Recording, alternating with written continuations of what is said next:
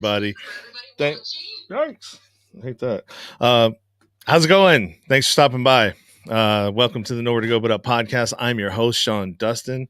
I'm doing things a little bit differently now because of something that someone informed me of, to not do the visual thing that I was doing before, to come in and announce the show first, then go into the intro, then introduce the guest. So I'm trying something a little bit different, and you guys are the first ones to see it. So let me know if how you like it, or if you don't like it. We have a great guest today, Terra Carbert, and we're going to be talking about gambling addiction and what that's like and what it was like for her and how she got through it. And, a little bit of encouragement. She will be sharing her wisdom, strength, and hope with that. And so let me run into the intro here. And also, too, if you're on YouTube, do me a favor and subscribe in the corner. Hit the thumbs up. If you are watching on Facebook, do me a favor as well and hit the like button and share this. I'm going to do the intro, and I will be right back with our guest. Sean Dustin spent time in federal and state prison for drug trafficking and fraud. Upon release in 2006, he had nothing but the clothes on his back, a bag of mail, and legal paperwork. In 2010, he kicked a long-time methamphetamine habit and started the long climb back up the ladder of life. This is the Nowhere to Go But Up podcast. If you want transparency and authenticity, you're in the right place. This is the Nowhere to Go But Up podcast, and this is Sean Dustin.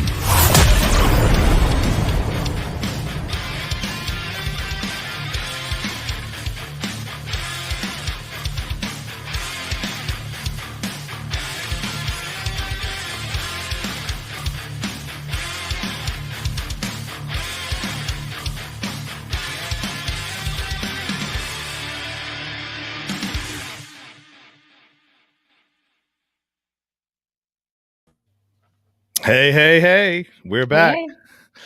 Hi, Tara. How are you? Hi, Sean. I'm good. How are you today? Good. How do you like being a part of this new thing that I just tried right on the fly? I think it was great. I thought it went well. I'm over here scrambling going, how do I share this? I don't even know how to share it. So I'm a StreamYard novice. I have no clue what I'm doing. So happy to be here, figuring stuff out with you. Oh, that's good. That's how we do it, man. You throw darts, see what sticks, and whatever does, roll with it, right? Right. So anyways, we are here to talk about gambling addiction. And that's one thing that I haven't touched on yet and I haven't got into, or actually it's probably because I haven't found anybody that suffers with a gambling addiction. So this is great for me because I get to dive a little bit into what that's like and, what the parallels are between that addiction and, regular like drug addiction or, any of the other kind of addictions. I think they're all regular. Sort of, I think they're, other kinds of addictions, right? Got it. Yeah. I don't know if there is a regular addiction. Yeah. Except maybe sugar. That's a regular one. It's pretty caffeine. Yeah, caffeine's a regular one. Pretty regular. Yeah. Porn, that might be a regular one. I don't know. TMI, Sean. Yeah. So, anyways, but that is an addiction. So I probably shouldn't very serious about it. So, if you are a part of that population, I apologize. I wasn't trying to poke fun at that specific addiction. So I digress. Anyways, let's talk about you and how did you how did that even come about? I mean, did you have like childhood like trauma or anything that played into like how you even got down that road, or is just something you just found yourself in? Yeah. So gambling was part of my family story from a young age. So my grandfather introduced me to gambling when I was really young. He would take me with him to the VFW when he would play poker with his war buddies, and I would be his little sidekick. And I would watch him play the numbers on football games, and I would watch him do pull tabs. So I was introduced to gambling, together with him. He was a gambler. And I also grew up in a family that had a story of addiction, alcoholism, and I had trauma. So I had like the trifecta. Right? I had exposure, I had trauma, and I also grew up in an addicted household. So, I had all those magic recipe for being susceptible to an addiction, and gambling's just that's the one that brought me to my knees and got me crawling into the rooms of recovery, asking and pleading for help. But I can look at my patterns, and there was a pattern of self-destructive behavior, whether that was drinking or drugs or gambling. And gambling's just the one that I couldn't stop without help. I had stopped some other things on my own or reduced the harm of them on my own, but gambling was the one thing that I couldn't stop doing. I'd make these promises to myself, like, okay, if I break even tonight, or if I win tonight, like I'm never coming back here, or I'm not coming for a month, or I'll come with a budget. This is none of it. I couldn't do any of it. I like that. Come with a budget. Yeah, right. Like there was no such thing. I'm coming with a budget. Like the crazy stuff I did, like I'd go like, okay, I'm only bringing cash. I like all these and people with addictions do this, right? I'm only going to buy an eighth or whatever it is, right? And then you find yourself going back for more. And so I remember specifically a time where I was like, I'm only going to bring $50.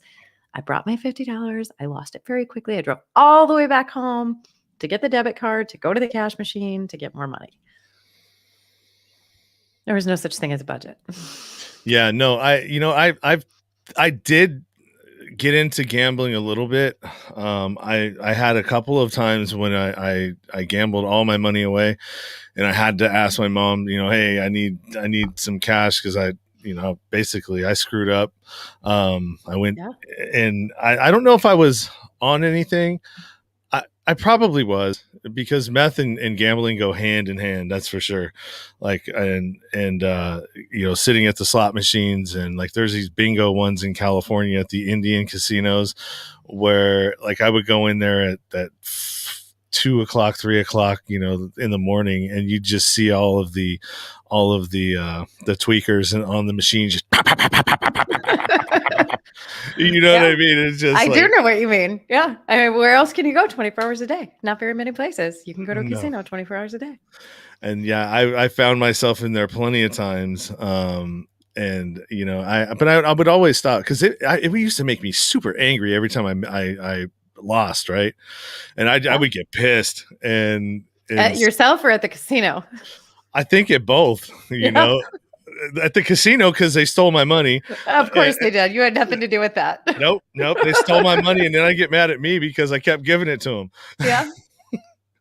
So, what void was that filling for you by doing that, by gambling, and or did it just become like?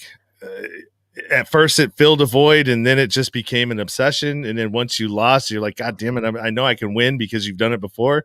Yeah, kind of both, I think. I mean, there's so many different emotions that can come with gambling or be escaped by gambling. So I think initially it was fun, like, oh, it's just something I do, for fun. Like some people go shopping for fun. And I thought it was innocent.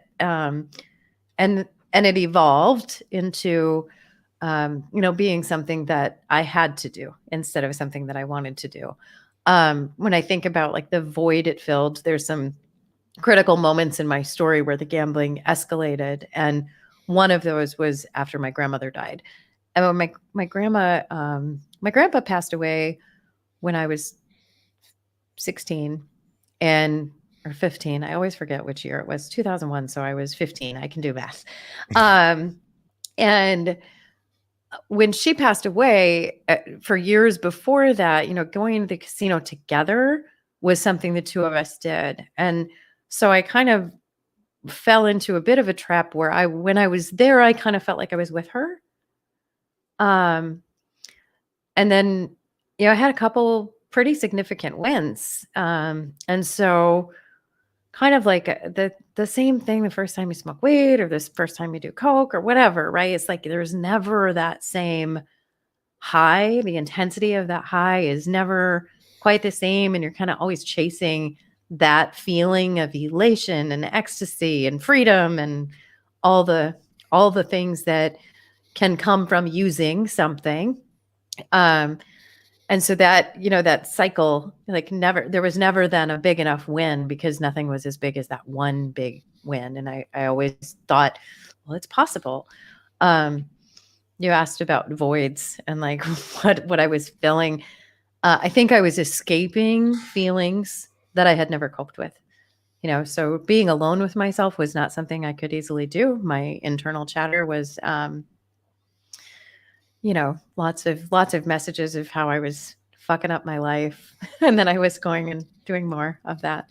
And I was kind of stuck in this pattern of not feeling good enough. And I had a lot of unresolved grief. Both of my parents have passed away. All of my grandparents have passed away. My biological father passed away killed himself when I was 3. And so I'd never been taught kind of these healthy coping mechanisms for any of my feelings, but especially not grief. So I would say unresolved grief was probably something I was escaping. I don't know that gambling was filling anything other than the ability to go be alone without being alone, and also to socialize or not, all in the same space. If I felt like being social, I could hit up a blackjack table or a poker table and talk shit. I assume it's okay to swear here. Yeah. And on the flip side of it, if I wanted to be by myself, I could just go zone out on a video machine, video poker, slots, Keno, whatever, and not interact with people. And a lot of my friend circle at the time was drinking a lot, and I wasn't a huge drinker. I would sometimes get annoyed with drinking. I drank, but more socially.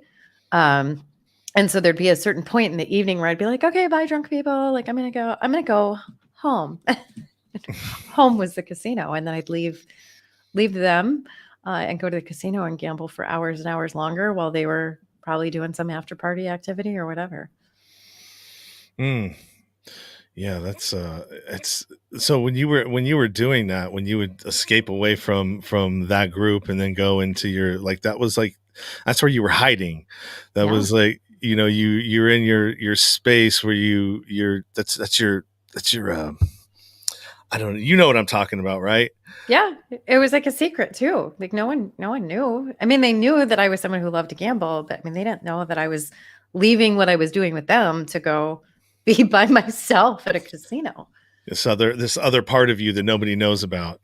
Yeah, I mean, they would know if I would brag about like winning, like, hey, brunch is on me. I won money last night. But no one knew how frequently I was going or how much I was spending, and that I was spending well beyond my means to continue feeding the addiction. So what was the absolute, like, what was the absolute bottom financially that you got yourself to if there was one? Yeah, there was. And what was that? Yeah. So, I mean, the kind of last day of gambling, I spent my entire paycheck in a matter of hours, and I earned a pretty good living. I'd always said that I would never be that person. But there I found myself being the exact same person that was like somebody I had judged years earlier. I had encountered this woman at like 5 a.m. who told me,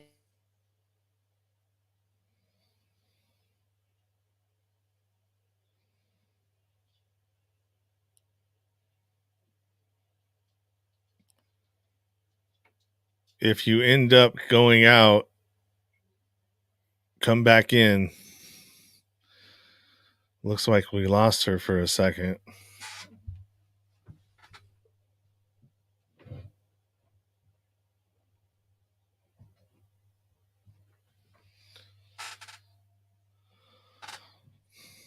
Nope, it's not me. You there, Tara?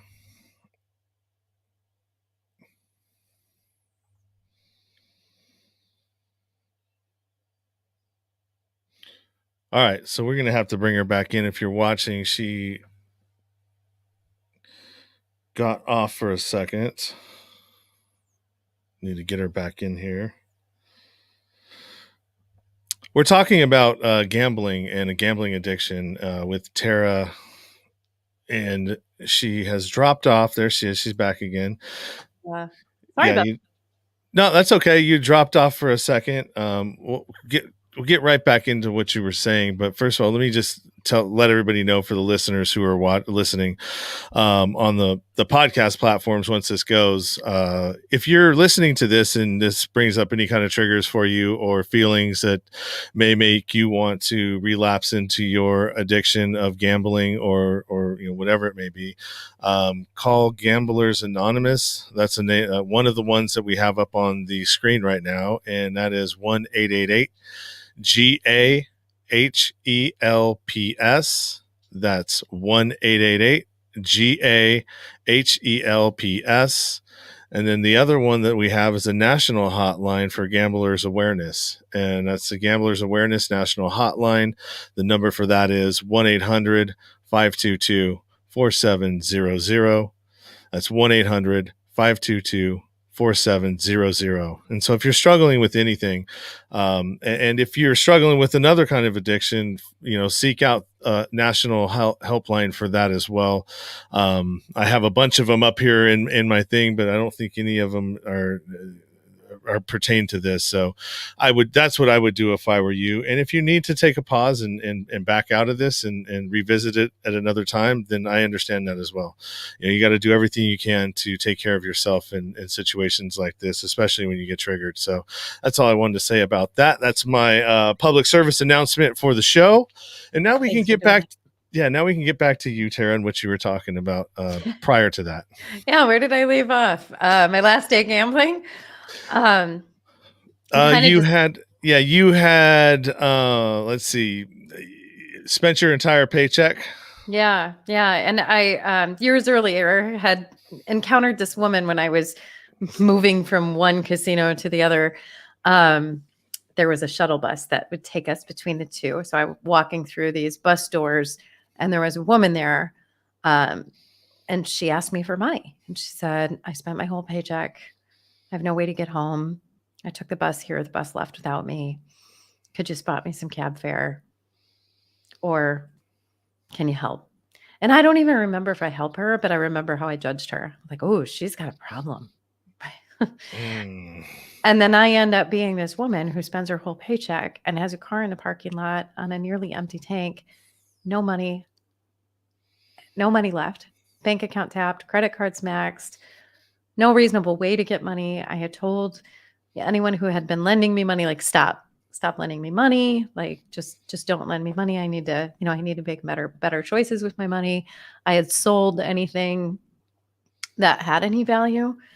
And so that was the last day. And as I'm leaving, there's a lake. And there's a thought in the back of my mind, like, you're worth more dead than alive. And, that was the only time in my life I really recall having a suicidal thought. And I don't want to die.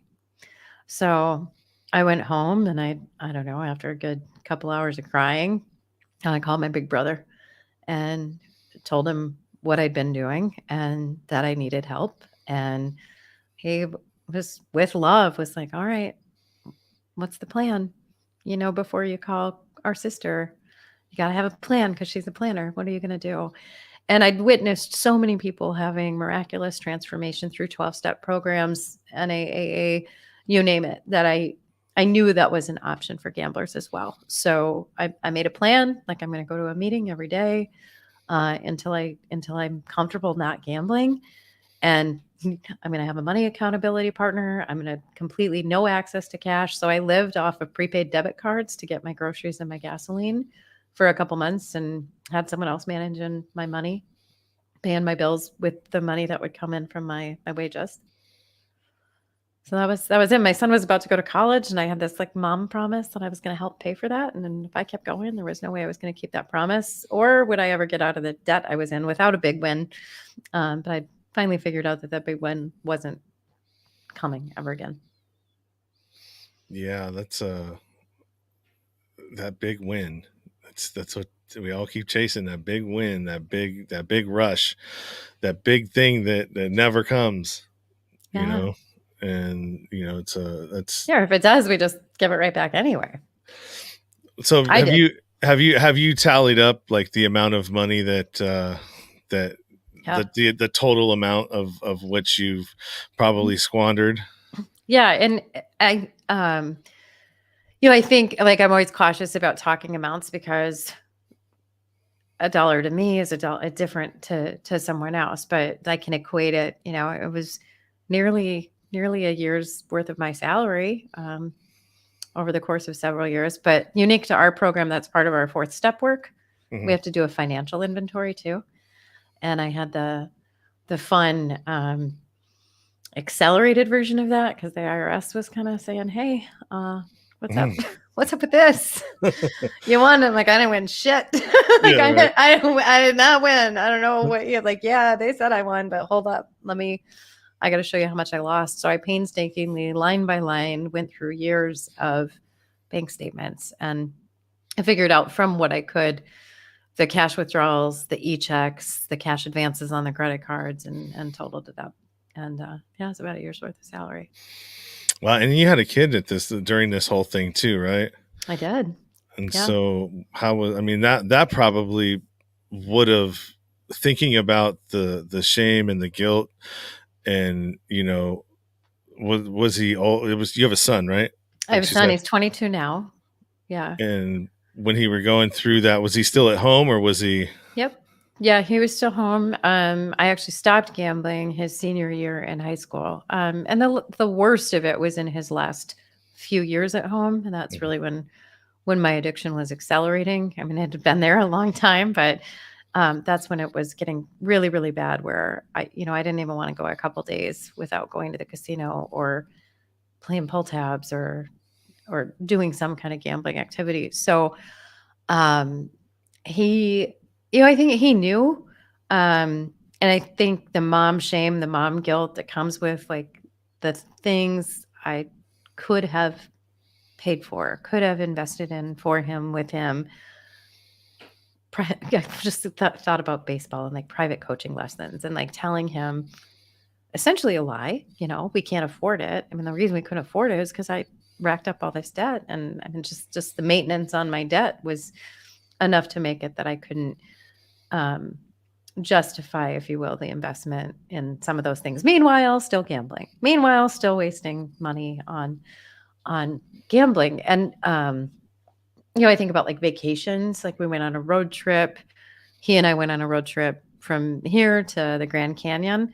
I'm in Minneapolis. And along the way, we stayed in a town where there was casinos, and I left him alone in the hotel room in the middle of the night to go gamble.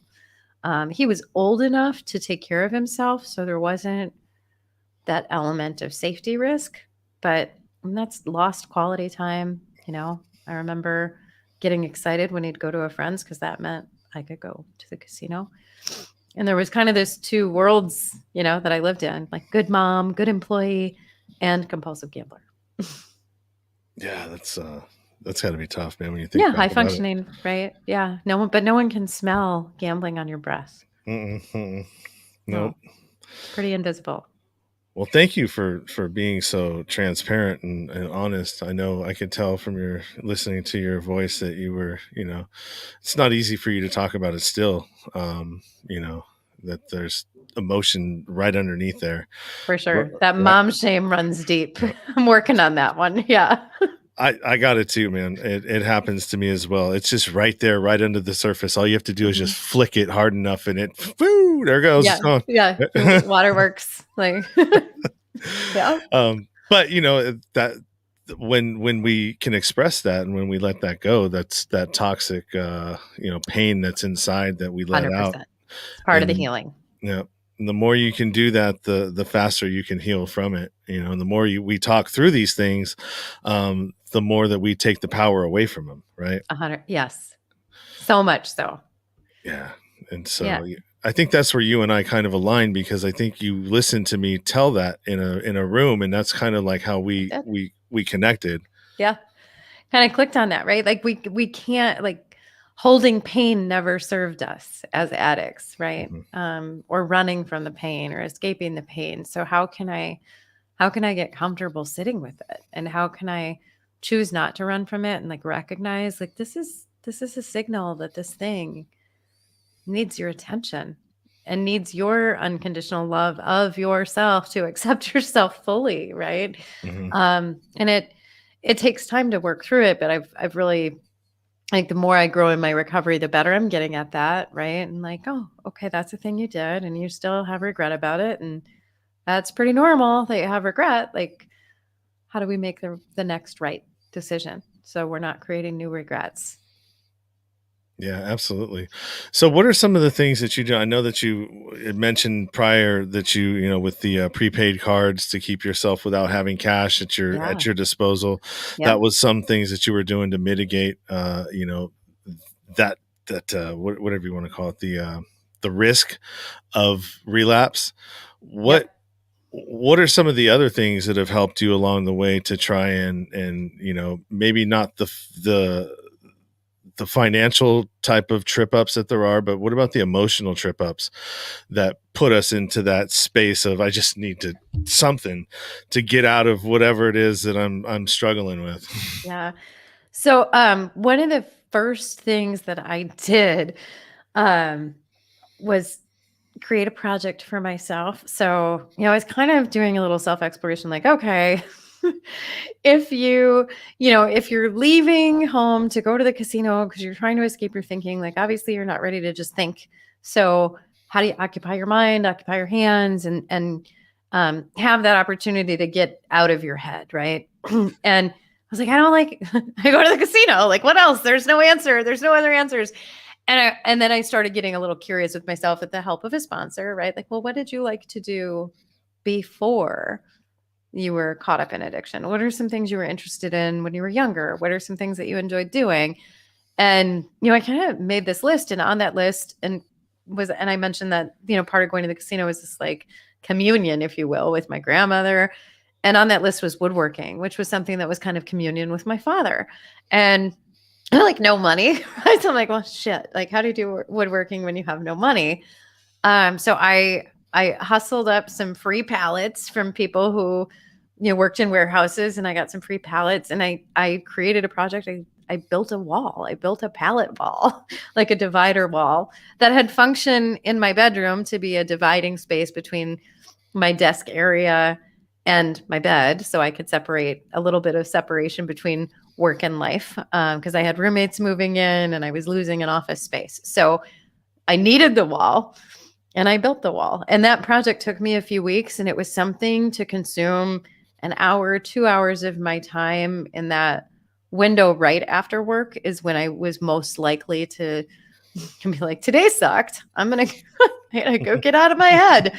And so that was just another way to get out of my head. And then I started looking at some other things that were important to me that I had not even scratched the surface on, if you will, in how I was spending my time: volunteering, learning how to golf, cooking home cooked meals, those kinds of things. Yeah, what a concept! Cooking, huh? Yeah, weird. Making meals. Yeah, like grown up stuff. Folding and putting away my laundry. Adulting. What? Hate speech, damn it. Hate speech. Yeah, it could be. No, I understand that. I remember telling people about my own addiction and like how I mitigate things. I'm like, especially if I started dating someone, I was like, you're getting involved with a mogwai. Do you know what that is, right? I don't. Okay, so a mogwai is what a gremlin is before it's a gremlin. Remember the cute little gizmo from Gremlins? Oh, wow. I haven't thought about that movie forever. So that's a mogwai. Okay. Well, what happens to a mogwai if you feed it? Cute. If you feed it after midnight, or if you get it wet? Nothing good. Nothing good. So I'm like, well, yeah, that's kind of what I'm like. I come with instructions. I can't do this. I can't do that. I can't be at a bar after a certain time at night. I can't close down a bar because usually that's when people go, hey, let's go back to my place for after parties. Yep. And well, what happens at an after party? Well, that's when the drugs start flowing, right? Right. And so it's just probably not a good place for me to be. So therefore I don't, I do drink once in a while. I'm not the kind of like my thing was meth, and that was my drug of choice. Everything else kind of it wasn't a thing for me. Mm-hmm. And so like I will have a drink every now and again if it's more like a social thing, but I don't like drinking too much, because if I do, then there's there comes a gremlin.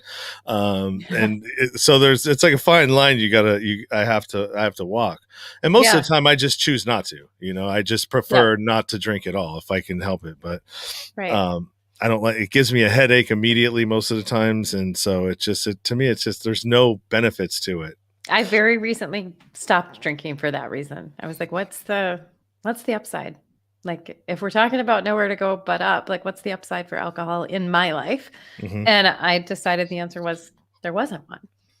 That I could have just as much fun sipping on a fancy mocktail on the patio. And that's new for me, right? And I don't know if that's a forever decision or a for now decision, because alcohol was not the substance I had a bad relationship with. Early on in my 20s, I had a weekend relationship with cocaine that once I decided I had a problem, I was like, yeah, I just shouldn't be around it. And I just exited the lives of many people at that time. Yeah, well, you're lucky when you have something like that you can do that with. I did coke too, but what I ended up finding out is that everything.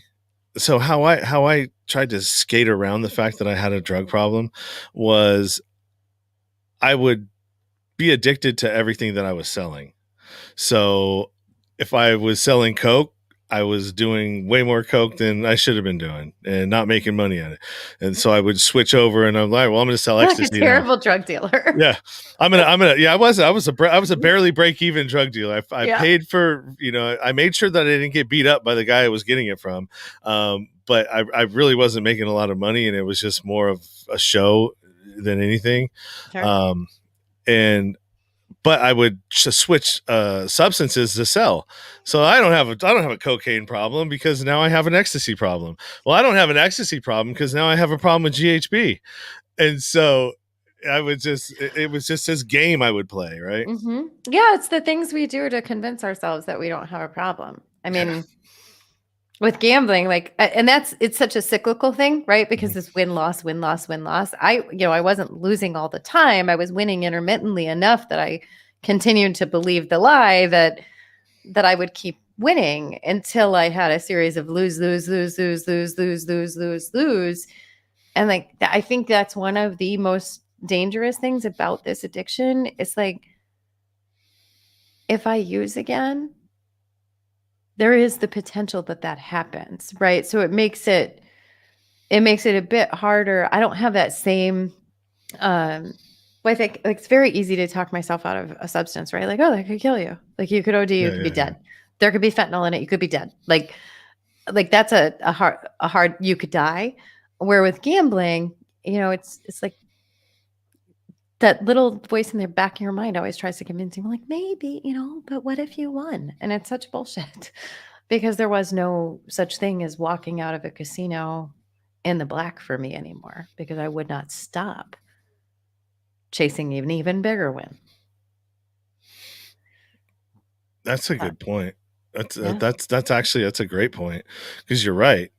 For me, it was like I had nothing but losses. There's no wins in the column of meth addiction. It was just losses, and it just depends. Okay, well, how quick is it going to get for me to get to the bottom this time? But that's where I'm going.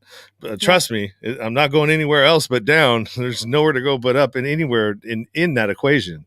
Yeah, it's tricky in that sense, because when you're in early recovery from a gambling addiction, that's probably one of the hardest things, because most of us are in some pretty dire financial straits at that point, right? I spent all of my retirement savings. I spent every ounce of credit I had. No one else was about to give me a new card. I had tapped out my friend resources. I'd sold anything of value.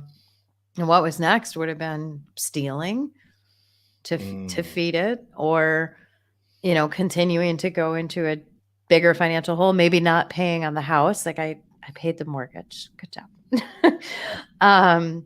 And but as I'm looking at that debt total, there was always that little voice in the back of my mind that was kind of trying to trick me back into it, saying, well, if it, maybe this problem gets a little smaller if you win.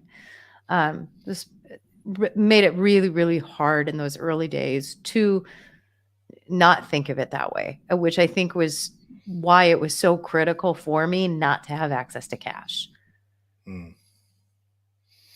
Yeah, that's that crazy voice, the one that talks us into everything. Mm-hmm. I think when you can learn how to navigate that voice and turn it off or turn it down, because I don't think it ever leaves.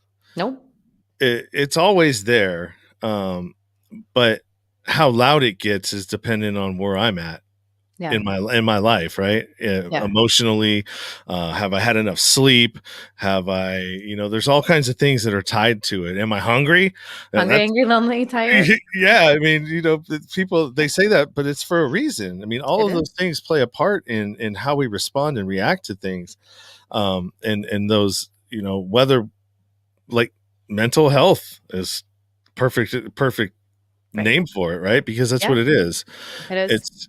It's your mental abilities and capabilities being healthy enough to not listen or be able to turn those voices down. Or recognize what voice is talking. Yeah. Is a way that I look at it for myself too. It's like, is this my addicted mind trying to do something here, or is this my ambitious mind? Like, am I trying to do something that lives into the values of who I want to be in the world and the legacy I want to leave, or is this the voice that wants to destroy herself? Like, that's the addictive voice. Like, we don't want to listen to that version of you anymore. And those things can coexist within us. But you're right. Like, how do I turn it down, or how do I fight it?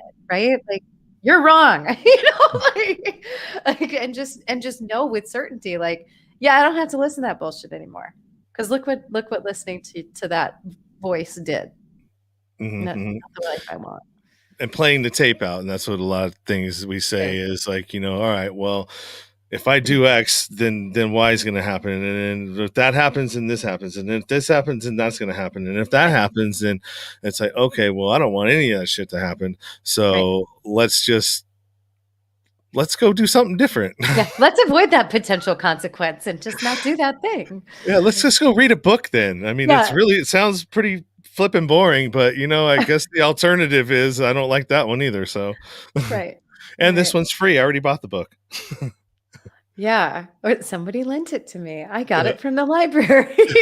Pretty safe choice to read a book instead. Yes. All right, so I think we've talked quite a bit about your story and how the impacts of gambling on your life, and if anybody's listening, I will throw up these national hotline numbers one more time before we end this broadcast. We're at about 41. I have another one at 5, but let's touch a little bit on what you're doing now, because you switched out of your career and jumped into your purpose and your passion, I believe, right? Yeah, I did. And I'm on a different version of that than I had been, but instead of listening to the voices all around me telling me who I should be in the world, I decided to listen to myself and what I wanted to do in the world. And I also kind of fueled and sparked by my son prompting me, I'm giving him a little pep talk while he was in college, telling him, giving him permission almost to like drop a class if he wanted. And like, it's okay. Like, I just want you to be happy. I want you to pursue your dreams. And he's like, well, what about you? Haven't you always wanted to start your own business? What's stopping you? And I'm like, oh shit, this kid. Right, here he goes, saving my life again, right? Or like changing the trajectory of my life again. And so I made a decision to start a recruiting business. That was the profession that I was in for a really, really long time. And as I was in that business, I had my first epic business fail. I think they say that's a key marker in the life of an entrepreneur, that you have to fail and get comfortable with failure. But what I learned through that was that the things that I enjoyed about that work truly was the people, the interaction with the candidates, the people, the job seekers, the people who were interviewing, and helping them navigate this big change trajectory in their lives. And the same for the managers, really helping them kind of understand, what do we need, what do we need in our team, and how do we select the right person. So it was all about the people. And I kind of hit that moment with that business where I had to make a decision. Am I going to keep going down this path of, trying to serve businesses, or is there an opportunity for me to make a move and shift and focus on the people aspect? So my first iteration of coaching was career coaching. I'd created a model. I'm a customer of a life coach, and following some of the work that she had introduced to me, and then kind of making it work for myself, much like we do in recovery, make the steps work for yourself. I created my own thought work model for coaching myself. And I started applying it in my own life, and it worked. And then I got customers, and it worked for them. And I had this false narrative going, well, you're only qualified to be a career coach because you've been a recruiter. Like, you can't be a life coach. And I'm coaching my career coaching students, and all of a sudden someone's like, hey, like, can I try this thought model with this thing I got going with my boyfriend, my parents? And I'm like, if you want to. So they kind of led me and say, okay, it works for everything. Like, you need to do more than just career coaching. So I took a step back mentally for myself to say, okay, if I'm going to go all in on coaching, like my gambling language there, if I'm going to do that for coaching, like, let me back up. Like, if this is no longer about helping people manage career decisions and career choices and navigating the path to career change, what is it? And who do I want to serve? And over and over, the answer was women in recovery. So I kind of paused on any coaching while I created. And I've now created a couple coaching programs for women with 1 or more years free from an addiction, feeling a bit stuck, wanting a breakthrough, maybe struggling to achieve some goals, and helping them stop regretting the past and start believing in the future. Awesome. That's beautiful. I love that. Thanks. And I love the fact that you were able to just take that leap, because that's a tough leap. And I think we had talked about it before, and a lot of people in your life, don't have that, can't see that vision. Yeah. It's something about like embracing that risk-taking side of myself and applying it to my life in a new way. I have a risk taker profile, not just gambling, but, adventure sports, rock climbing, jumping out of planes, cliff jumping, those kinds of things. And so how can I harness that and see it as a trait instead of a character defect? Yeah, absolutely. Absolutely. Yeah. Well, I want to thank you. I appreciate everything that you've shared with us. And thanks for taking the time to let me talk about gambling addiction. If that's not one you've had here before, I'm happy to be a resource to anybody who wants to reach out either through the website or Instagram or Facebook, which can be found on the website that you've got up there right now. Yeah, and the website is www.ambitiousaddicts.com. You can go there and catch all of her social media profiles if you want to follow Terra. Also, she is on Clubhouse because that's where we met, and that's where we kind of hang out. We spend lots of time there. We do. And that's at Ambitious Addict. And then you can email Terra at ambitiousaddicts.com. And all of these are in the show notes. They will be in the show notes, and they're in the description of this broadcast. So you can get direct links there. Just go click and it'll take you where you got to go. She had also mentioned some books that were helpful to her. One was The War of Art by Stephen Pressfield, and we've got some direct links to Amazon for that. And that's an affiliate link. So if you order the book from there, you're helping out the show. And then podcast suggestions, not concessions. Am I hungry? I'm looking for concessions. We got the Life Coach School by Brooke Castillo, and then All in the Addicted Gamblers Pod. All in the Addicted Gamblers podcast. So these are all good things to read and check out on the podcast. Podcasts have always really been really detrimental to me in my change, through listening to them religiously nonstop, really helped me to gain more awareness for myself and to change that mindset. Yeah, there's so many good ones out there too. It's a nice to have a medium outside of books. Yeah, for sure. Yeah. And then also too, if you're having an issue and you want to call Gamblers Anonymous and take a step forward to try to mitigate that for yourself, the number for that is 1-888 G as in Gary, A as in Alpha, H as in help, E as in what's a good one for E? Elephant. L for Larry, P for popcorn, and S for Sam. And then also the Gamblers Awareness National Hotline, which is 1-800-522-4700. Is there anything else? Yeah, just for anyone listening that may be affected by somebody else's gambling issues, those phone numbers are a great resource for you too. There you go. And so I hope you guys enjoyed the episode and the information that we've given you and Tara's story. Feel free to reach out to her, like I said, on our social media platforms, and you can find that by going to her website. Is there anything else that you'd like to close with, Tara? Thanks so much for what you're doing to continue to spread hope and positivity and, bring real life stories to the world. This is so important. Your work matters. I really appreciate you having me here today. You're welcome. And then we have a funny one. Do you got any tips for people that are addicted to Clubhouse? Yeah, just don't turn it on. There is a Clubhouse Anonymous room in Clubhouse, which makes complete sense. I do actually set some time limits, that we think about addiction and harm reduction. If Clubhouse is affecting your life, give yourself some guidelines and follow them. And turn off your notifications. That helps too. Oh yeah, that helped me too. A lot. Yeah. If you don't know what's going on, then you're not going to be tempted to try to jump on and figure it out. Yeah. So yeah, all great tips, man. And I appreciate it. I appreciate anybody who's been watching and for participating in the comments there. And that's about all I have. I'm running right into another one at 5:00, which is going to be with John Boziak, who is he is a credit card fraud guy. And he was probably the number one fraud person for a period of time in the United States. So that's going to be an interesting one. Yeah. I almost kind of want to stay on. Hey, Danny.